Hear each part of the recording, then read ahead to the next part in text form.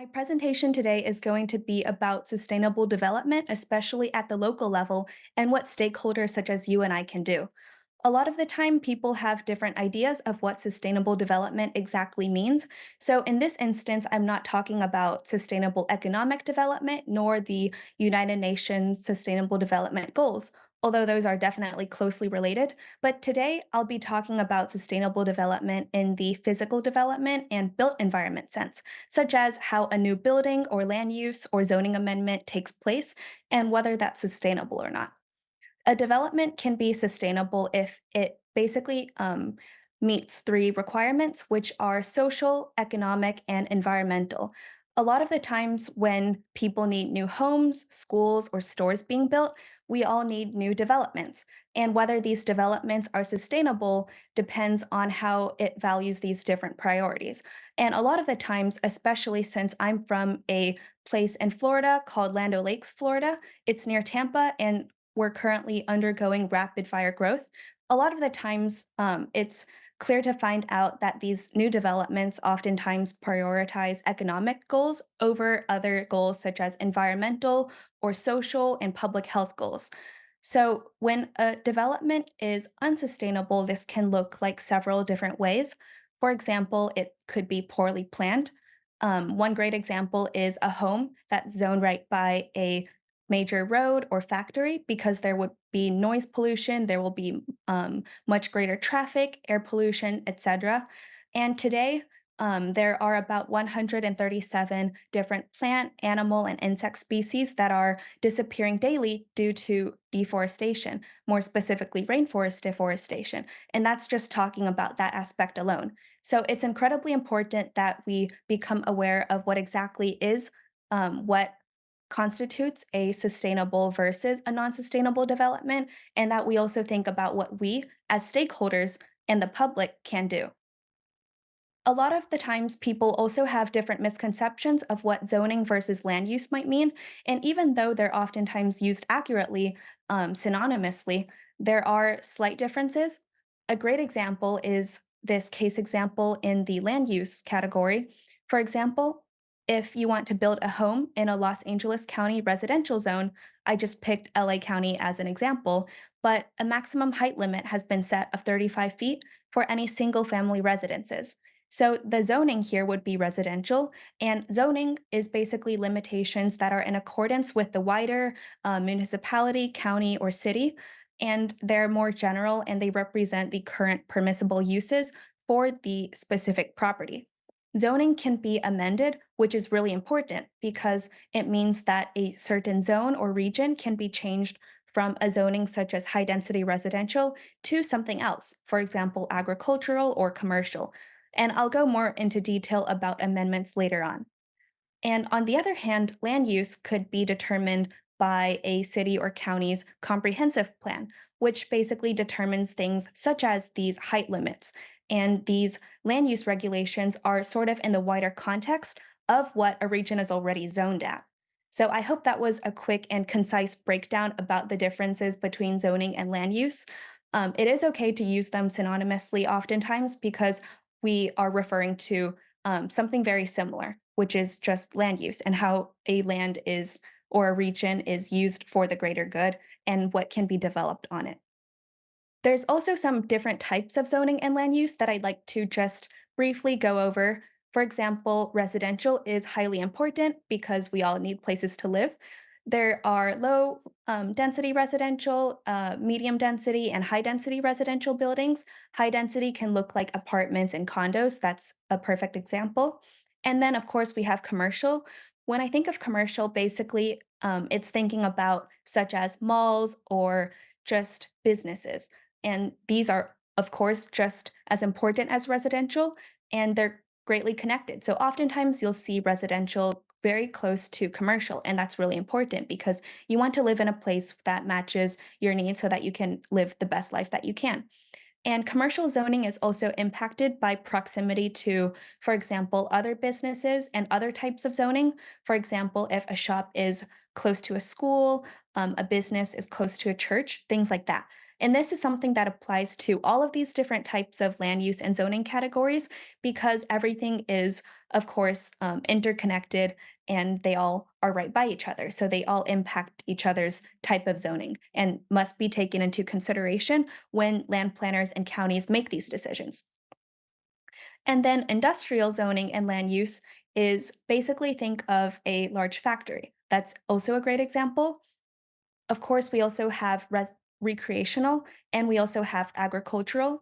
Agricultural is something that's more common in some places than in others. For example, in my town of Land O'Lakes, Florida, there are many agricultural zoning places because there are many people here with their own farms, with their own animals, cows, etc.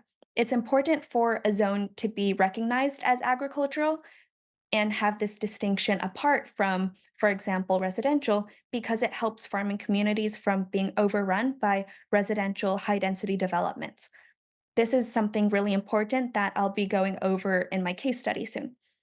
And of course, historic is exactly what it sounds like. It's important to also protect these types of zones because there are several places and regions in a county that could have historic and cultural significance, which actually matters a lot because it's important to the character of a place, which is something that's hard to exactly define, but is really important when you are considering a place that's sustainable and a great place to live. And of course, we have a relatively new zone, which is mixed use. And this is land where there can be multiple uses. A popular type of land use, mixed use zoning would be, for example, residential and commercial. And when I think about a residential and commercial area of mixed use, it's typically the typical prototype would be, for example, a neighborhood that's kind of merged with a shopping center or a place with restaurants that residents can walk to. And this is also something that tries to encourage more walking and less use of cars, which is, of course, helpful for thinking of things such as urban sprawl, which have devastating environmental consequences. So, this is just a quick overview of different zoning and land use types. As I had just mentioned, zoning and land use, although they are slightly different, usually when people talk about these categories and they add zoning or land use to the end of them, it basically means the same thing, despite these small differences. And now that we just went over different types of land use, I want to apply this to Cambridge, Massachusetts, which is, of course, where Harvard and other great places are located. So you might first notice a bunch of these tiny, kind of off white squares. These are all low density residential, about 1 to 3 units, and they're so tiny because they're basically all individual family homes. And then we also have bright yellow, which are more high density residential, which can be sort of such as apartments, condos, etc. And these are often close by each other because people tend to live around generally the same living areas. And we also have, you might also notice bright green, which stands for public open space land, which is another category than the ones that I had just mentioned. But of course, that list wasn't all inclusive. And it's also incredibly important for a city to have public open space because Fresh Pond is such a great pond. And it's important that we zone this or use the land around it as an open public space. We also have education, which is in blue. Higher education is actually in light blue. So try to find where Harvard is located there. And then we also have several mixed use, which are going to be the kind of blocks with stripes in them. Most common mixed use, as I mentioned, is residential with commercial, which are the red and yellow stripes together. And then, just to wrap things up, we also have general commercial, which is often next to industrial land use zoning. It's pretty apparent, for example, here on the left, closer to Belmont and Arrington. It's going to be the red, that's general commercial, and then the purple, that's industrial. So, as I mentioned, this is just a quick overview of the land use in Cambridge, Massachusetts, and relating it to land use in general. And you can see how that impacts people's everyday decisions and why it's important to zone these areas or use the land around here in these deliberate ways because it impacts people's day to day lives, how they commute to school, go shopping, etc. Now, I want to talk about who decides these decisions, because these are definitely incredibly important decisions that impact people's quality of life. Typically, it's always the local government that makes such important decisions. There's going to be the county commissioners, or also city commissioners, board of county commissioners, however you want to call it. But they are the people who are elected by you, which is why it's incredibly important to vote in local elections because your voice does matter when you're giving voice to these candidates who express how they feel about different types of zoning. Oftentimes, you find their information on their websites, listen to what they talk about, and see if their priorities for your community match yours. There's also oftentimes planning commissions, and they're also a board of people, oftentimes elected or chosen by the county commissioners, and they are people who kind of go into more detail with the county hired land planners. Those land planners also give suggestions and help find objective data to look at for planning commissioners to make recommendations to the county and city commissioners when they're making these decisions.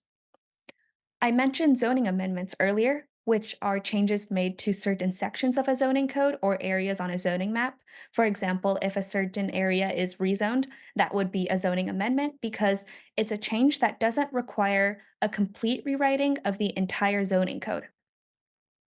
The public does have the ability to have a say in these because the county and planning commissions will have meetings that are open to the public, and you can also find them online on your county website. And essentially, the commissioners will spend maybe a few hours or less than an hour. It really depends on the exact type of zoning amendment.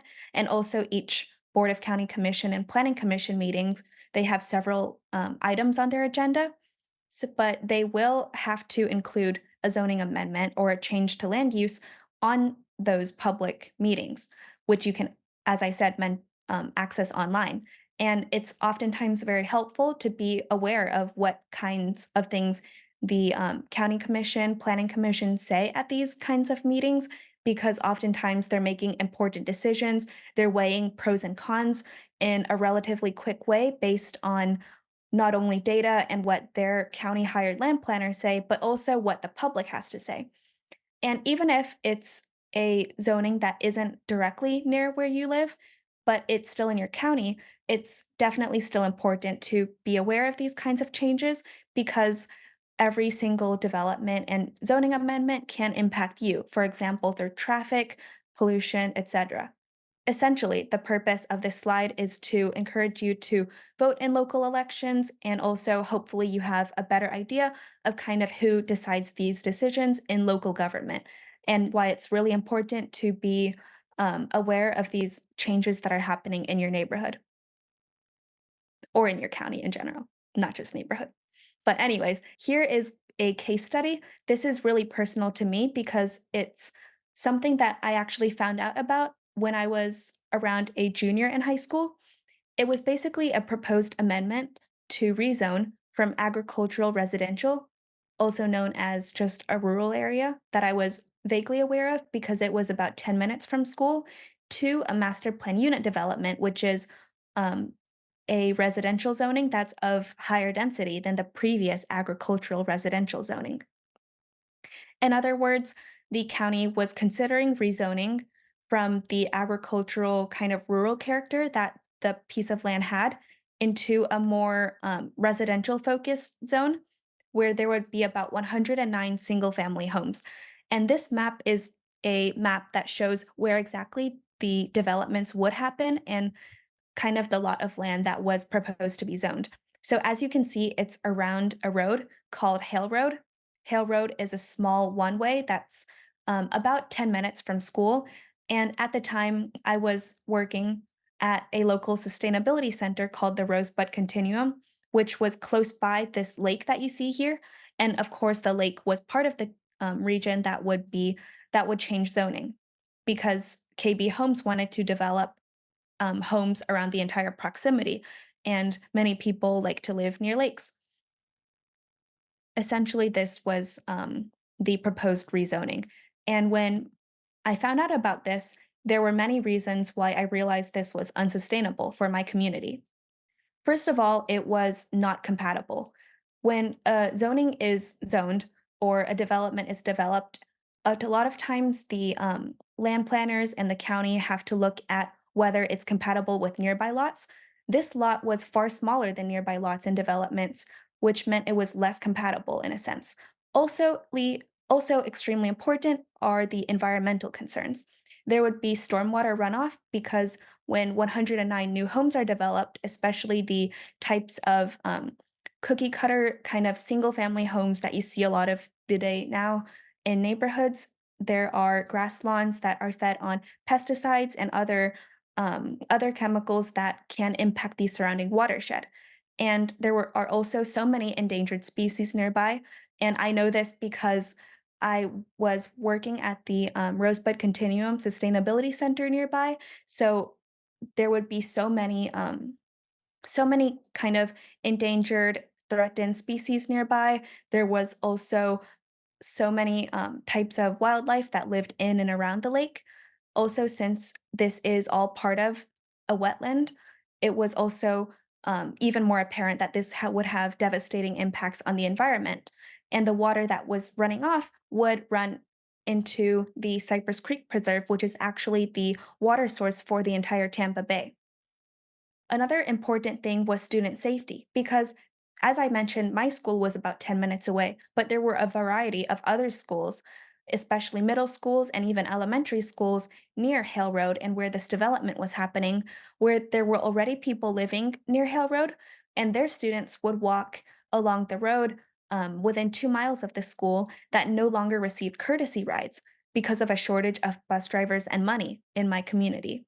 Because my community Land O'Lakes had understaffed bus drivers, fire and sheriff departments, etc., and the current infrastructure was just not already supported. So kids would walk to school on the substandard road.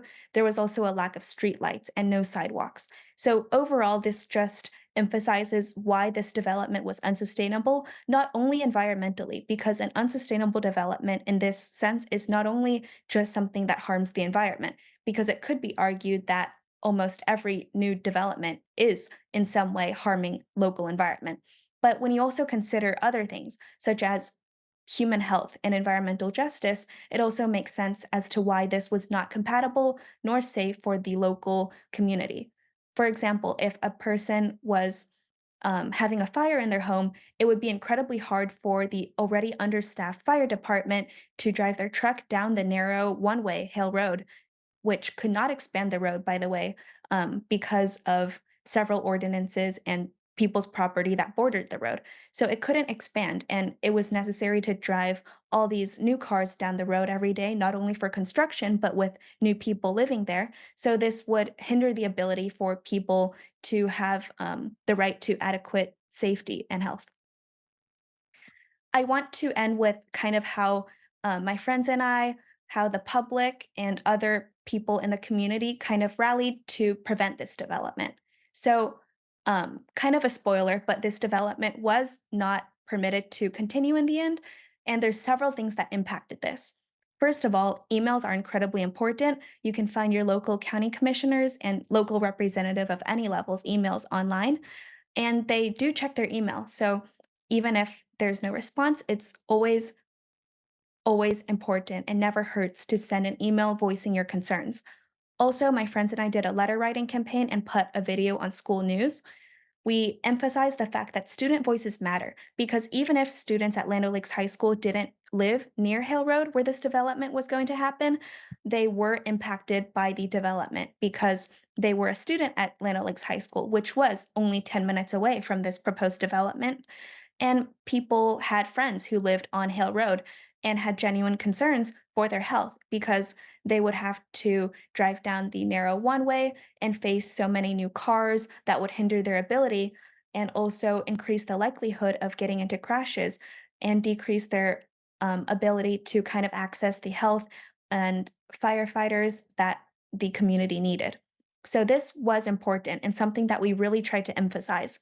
My school board did not allow us to have a petition because it went against kind of the county's school code, but petitions are oftentimes helpful ways to also get a point across.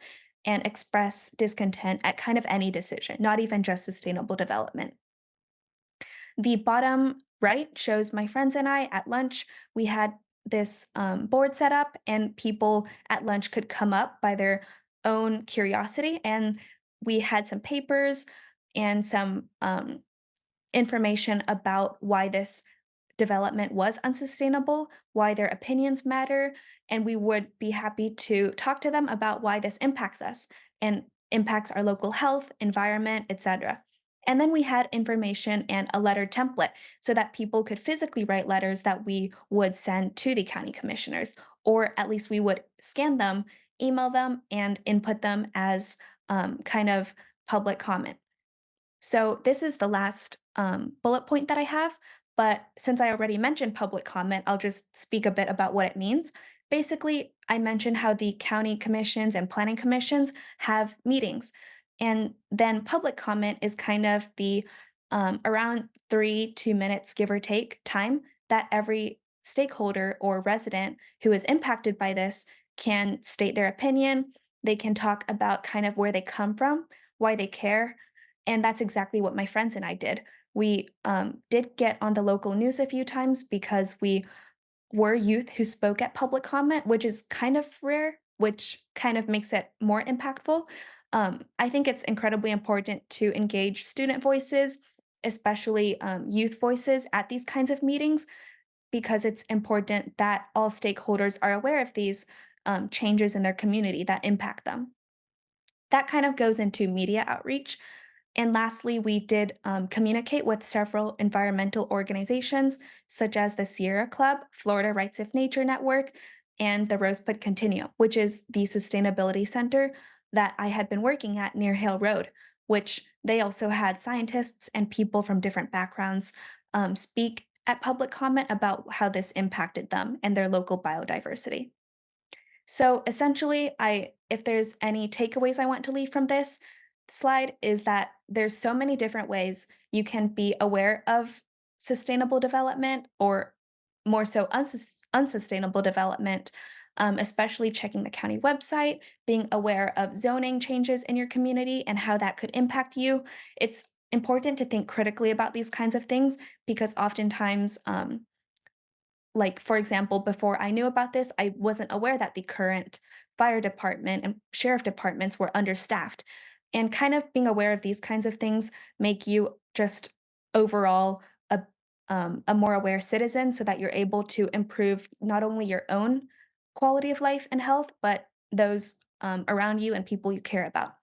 So, yeah, if you want to read more, I have this link down here, which is one of the newspapers that discuss this rezoning and how it was rejected.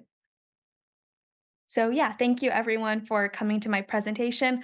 I hope you had some takeaways and feel free to, of course, email me. And also, thank you so much to everyone at Harvard Climate Action Week who has made these talks possible. Yeah, thank you.